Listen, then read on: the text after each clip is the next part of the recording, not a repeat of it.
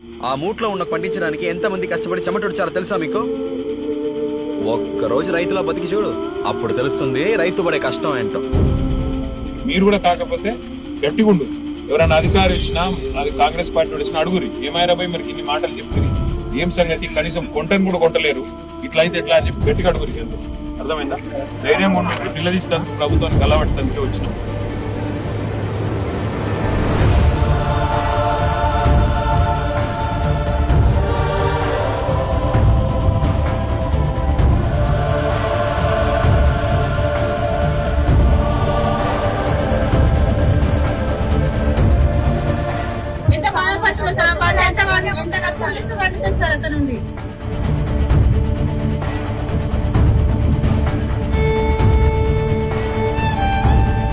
మీరు ధైర్యంగా ఉండు. కేసీఆర్ సార్ పంపించిండు,